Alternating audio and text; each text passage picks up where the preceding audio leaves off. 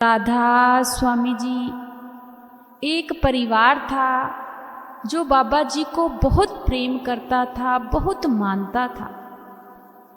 जो husband wife थे, husband को शादी से पहले ही सतगुरु ने भजन सिमरन दे दिया था। बहुत मालिक से वह भाई जुड़ा हुआ था। जब शादी हुई, उनके बच्चे हुए, वह भी सतगुरु के घर जाने लगे। लेकिन वाइफ जो थी उनकी बहुत बार डेरे गई, लेकिन नाम की बख्शिश नहीं हो पा रही थी। बाबा जी को बहुत मानती थी, बहुत प्रेम करती थी और मन में एक ही लालसा थी, चाहत थी कि मुझे भी जल्दी से जल्दी भजन सिमरन की दात मिले और मैं उस सतगुरु को अंदर से प्रकट करना चाहती हूँ। कुछ साल गुजरे कि कहीं जा रहे थे तो उनका एक एक्सीडेंट हो गया। जब एक्सीडेंट हुआ तो जो वाइफ थी, उनकी आँख में चोट लगने के कारण एक आँख से दिखना बिल्कुल ही बंद हो गया। बहुत परेशान हुए, बहुत रोए, सतगुरु के साथ कहने लगे कि बाबा जी, यह कौन से कर्मों का हिसाब किताब था। लेकिन जिंदगी ऐसे ही उनकी जो थी चलने लगी।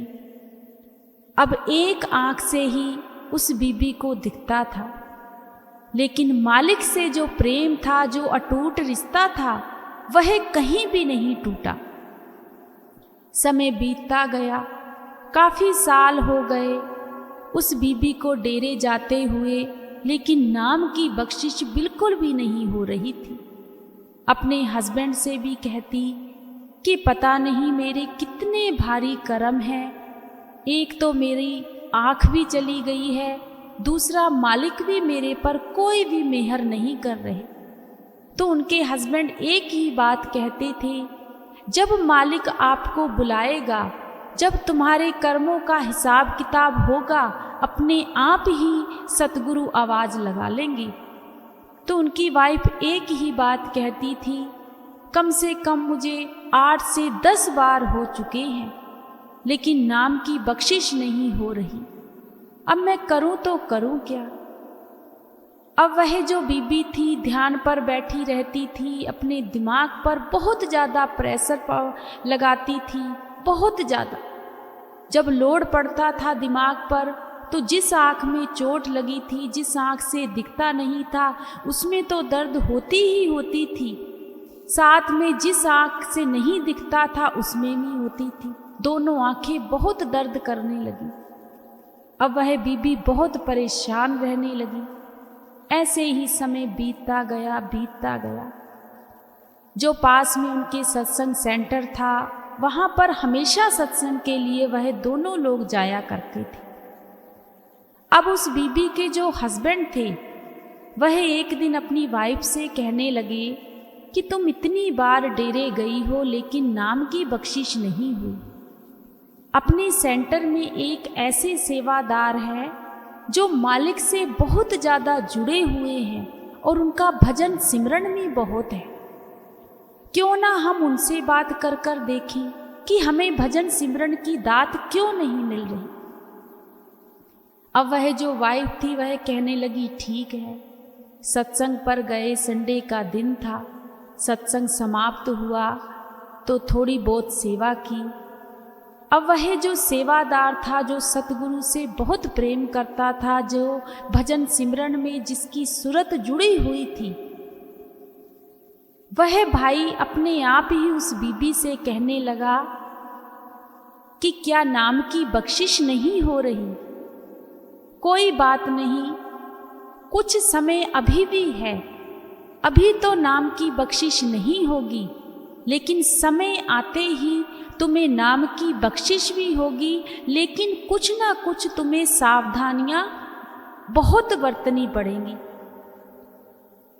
अब वह जो बीबी थी वह हैरान हो गई कि मैंने तो भाई से कोई बात भी नहीं कही, लेकिन इन्होंने तो मेरे दिल की बात को बूझ लिया है। अब उस बीबी के जो हस्बैंड थे वह कहने लगे कि मैंने तो तुम्हें पहले ही कहा था कि उस भाई की बहुत ज़्यादा भजन भक्ति है, मालिक से जुड़ा हुआ है, वह दिल की बातें समझ लेती है। लेकिन वह जो बीबी थी अपने हस्बैंड से कहने लगी, बाकी तो सारी बातें ठीक हैं, लेकिन जो उन्होंने एक बात कही है कि भजन सिमरन के बाद तुम्हें कुछ सावधानियां रखनी पड़ेंगी। अब भजन सिमरन के बाद सावधानियां रखने का क्या मतलब है? भजन सिमरन तो भजन सिमरन होता है। आपको भी तो इतने साल हो गए हैं भजन सिमरन लिए हुए, कौन सी सावधानी आप बरत रहे हो? यह बात मुझे कुछ सच नहीं लगी। अब उसके हस्बैंड कहने लगे कि तुम दिमाग पर बहुत ज़्यादा जोर डालती हो, प्रेशर करती हो, तभी तुम्हारी आंखों में दर्द होता है। अब ऐसे ही समय बीतता गया। 10 बार तो वह बीबी वैसे ही नाम के लिए जा चुकी थी, लेकिन नाम की बख्शिश नहीं हुई। जब उस सेवादार से मिली थी उसके बाद भी वह बीबी 2 बार गई, लेकिन नाम की बख्शिश नहीं हुई। जब वह बीबी 13वीं बार डेरे गई तो मालिक ने उसको नाम की बख्शिश की, भजन सिमरन मिल गया। जब भजन सिमरन मिला तो उस बीबी का खुशी का कोई भी ठिकाना नहीं था कि मुझे भजन सिमरन की दात मिल गई है। अब उस बीबी को कुछ भी अच्छा नहीं लगता था। भजन सिमरन पर बैठी रहती थी, सुबह ही 3 बजे उठ जाया करती थी और 6 बजे तक अपने भजन सिमरन पर बैठी रहती थी। फिर से जल्दी जल्दी अपना काम काज करके फिर आधा घंटा फिर बैठ जाया करती थी। सारा दिन वह बीबी यही काम किया करती थी, अपना काम काज भी करती थी, लेकिन अपने दिमाग पर बहुत ज़्यादा प्रेशर रखती थी कि मुझे जल्दी से जल्दी उस मालिक से अंदर मिलना है, अंदर से सतगुरु के दर्शन करने हैं। जब भी वह बीबी भजन सिमरन पर बैठती तो अपनी आंखों पर बहुत ज़्यादा प्रेशर डालती। उसकी वजह से उस बीबी की जो आंखें थीं दोनों ही बहुत ज़्यादा दर्द करने लगी। जिस आंख से उस बीबी को दिखता था वह भी आंख बहुत ज़्यादा दर्द करने लगी। अब ज़्यादा दर्द के कारण उस बीबी से भजन सिमरन पर भी नहीं बैठा जाता था। बड़ी परेशान रहने लगी। डॉक्टरों के पास गए तो डॉक्टरों ने कहा कि बहुत ज़्यादा किसी चीज़ की टेंशन ले रहे हो आप और अपने दिमाग पर बहुत ज़्यादा प्रेशर कर रहे हो, क्या सोचते रहते हो, उसी की वजह से आपकी आंख ऐसे दर्द करती है। अब उन्होंने टेंशनों की दवाइयाँ दे दी, दर्द की दवाइयाँ दे दी। अब ना तो सत्संग पर जाया जाता था, ना ही भजन सिमरन पर बैठा जाता था। जब भी भजन सिमरन पर बैठती थी तो दिमाग पर लोड पड़ता था। बहुत परेशान रहने लगी, ऊपर से इतनी दवाइयाँ खाने लगी। एक दिन वह अपने हस्बैंड से कहने लगी, एक आंख तो मेरी वैसे ही नहीं है, दूसरी पर भी इतना ज़्यादा लोड पड़ता है कि वह भी दर्द से फटी जाती है। मैं तो बहुत ज़्यादा परेशान हो गई हूँ, पता नहीं मेरे कौन से कर्मों का हिसाब किताब हो रहा है। ना तो मुझसे भजन सिमरन पर बैठा जाता है। अब ऐसे ही समय बीतता गया। 2 से 3 महीने हो गए, ना तो अंदर कुछ दर्शन हुए और जो सोचती थी वैसा कुछ भी नहीं हुआ। अब फिर से एक दिन वह सत्संग पर गए तो उसी सेवादार भाई से मिले। तो सेवादार भाई कहने लगे कि बहन जी आपको भजन सिमरन की दात मिल गई है। तो वह बीबी कहने लगी कि भाई भजन सिमरन की दात तो मिल गई है, लेकिन ना तो अंदर से कुछ दिखाई देता है, मैं तो इतनी दवाइयाँ खा रही हूँ कि रोज डॉक्टरों के ही चक्कर काट रही हूँ। मुझे तो खुद समझ में नहीं आ रहा कि मुझे हो क्या गया है। अब उस सेवादार भाई ने कहा कि मैंने तो आपको पहले ही कहा था कि कुछ सावधानियां रखने की जरूरत है, तब आपने मेरी बात को अनदेखा कर दिया था। अब वह बीबी सोचने लगी कि ये भी बात भाई को पता है कि मैंने इनकी इस बात को अनदेखा कर दिया था। जरूर कोई ना कोई पावर तो है, सच में यह उस मालिक से जुड़े हुए हैं। अब उस बीबी को यह बात की तो तसल्ली हो गई कि कोई ना कोई ताकत तो जरूर है भजन सिमरन में। यह तो बिना पूछे ही मेरी बात को जान लेते हैं। अब उस बीबी ने उस भाई से कहा कि भाई मुझे बताओ, मुझे परेशानी क्या है।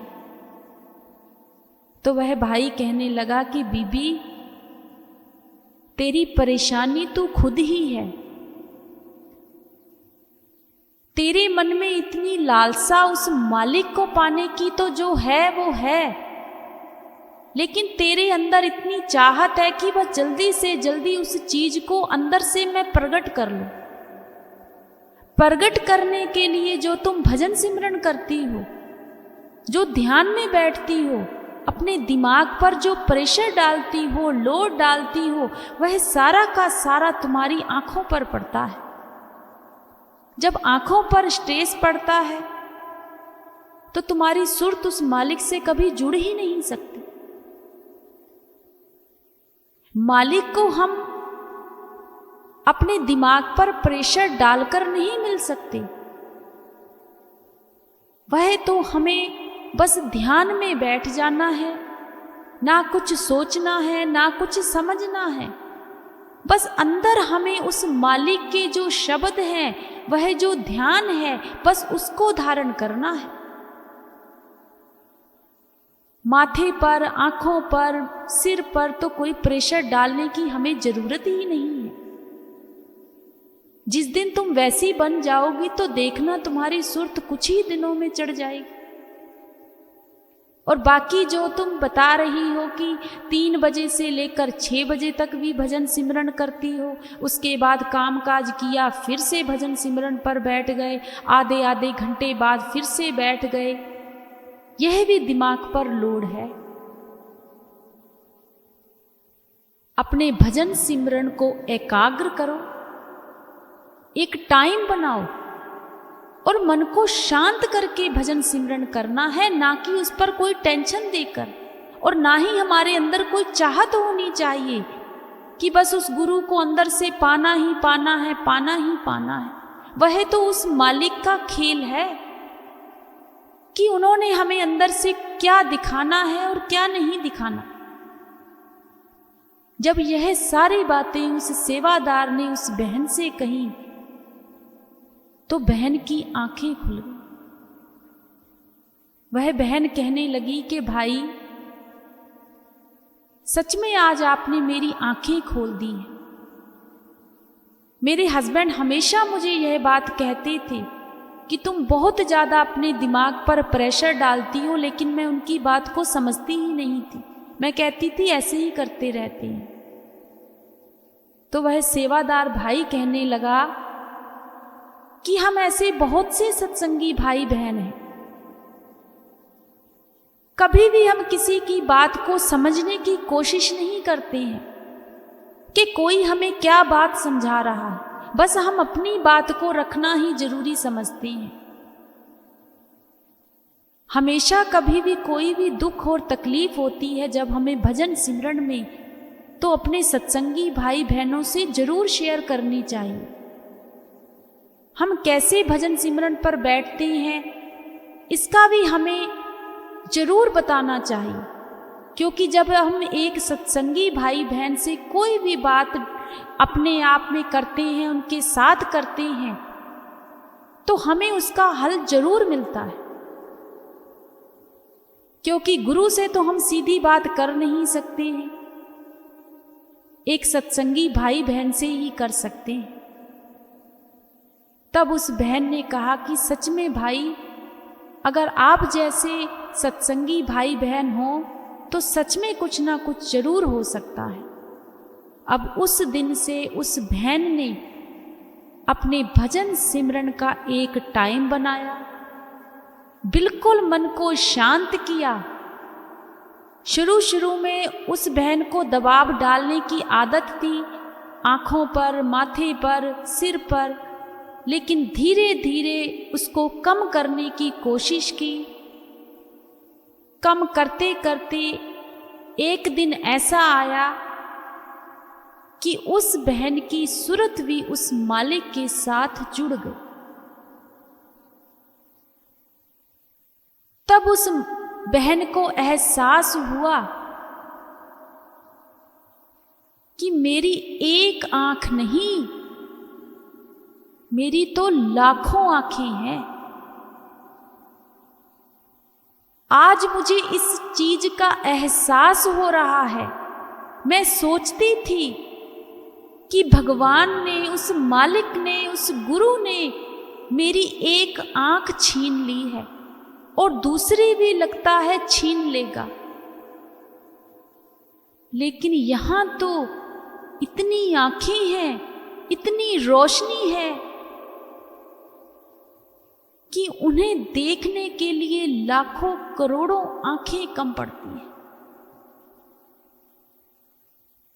अब मुझे ऐसा लगता है कि पता नहीं मेरी कितनी आंखें हैं।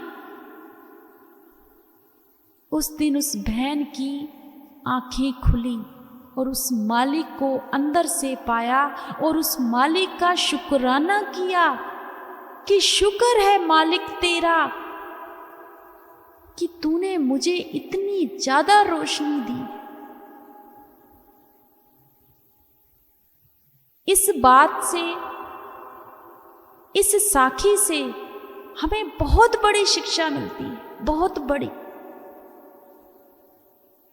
हम तो छोटे छोटे दुख तकलीफों में ही उस मालिक को अनदेखा करना शुरू कर देते हैं, लेकिन जो सच में उस गुरु के प्यारे हैं, उस गुरु से जुड़े हुए हैं, उस मालिक से जुड़े हुए हैं, वह ना दुखों को देखते हैं, ना तकलीफों को देखते हैं।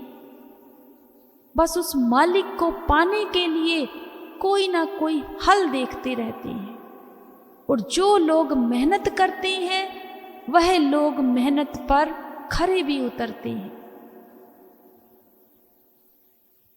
आज का जो टाइम चल रहा है, सभी को पता है कि अब हजूर जी सत्संग फरमाने लगे हैं, हजूर जी ही सवाल जवाब करने लगे हैं, सभी संगत को पता है।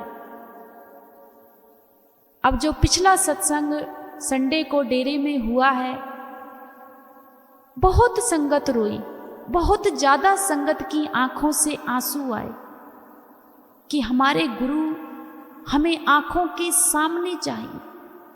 उस कुर्सी पर उस गुरु का होना बहुत जरूरी है। सवाल जवाब भी किए कि हमारे गुरु के बगैर यह कुर्सी सूनी है। संगत रोई भी। जब कार दर्शन में हजूर जी ने दर्शन दिए तो सबकी आंखें बाबा जी को ढूंढ रही थी, सबकी आंखें बाबा जी को ढूंढ रही थी। हम उस गुरु से नहीं बिछड़ सकते, पर वहां पर हमारी बहुत कमियां हैं। वह कमियां पता क्या है? क्योंकि अभी भी हम बाहर मुखी हैं। जिस दिन हमने अपने गुरु को अंदर से प्रकट कर लिया और आंखें बंद करके उस मालिक का एहसास करना शुरू कर दिया कि वह मालिक आज भी उसी जगह पर वैसे ही कुर्सी पर विराजमान है, वैसे ही कार में हमें दर्शन दे रहे हैं। जिस दिन हमने अपने मन में यह बात को समझा लिया, एहसास कर लिया, उस दिन हमें भी वह नजारे अंदर से जरूर मिलेंगे। लेकिन हम बाहर मुखी ज़्यादा होते हैं। जो हमारे गुरु ने हमें इतने सालों से शिक्षा दी है, सत्संग फरमाए हैं कि परमात्मा अंदर है, उस चीज तक हम पहुंचने की कभी कोशिश ही नहीं करते। यह जो साखियां हैं, यह जो चमत्कार ही हम कह सकते हैं इन चीजों को, जो लोगों के साथ होते हैं, सुनकर मन में बहुत तसल्ली महसूस होती है कि कितने लोग हैं मालिक से प्यार करने वाले। तो हमें भी वैसे बनना चाहिए। कभी हमारा गुरु ना तो कभी गया है कहीं, ना ही कहीं जाएगा। आज चाहे जो कुछ भी इस दुनिया में हो रहा है, जब भी हम अपनी आंखें बंद करेंगे, अगर सच्चे दिल से उस गुरु को याद करेंगे, तो वह गुरु हमारे अंदर है, हर दम हमारे पास है। तो हमें अपने गुरु का भजन सिमरन करना चाहिए, शुक्राना करना चाहिए, सिर्फ और सिर्फ शुक्राना करना चाहिए। राधा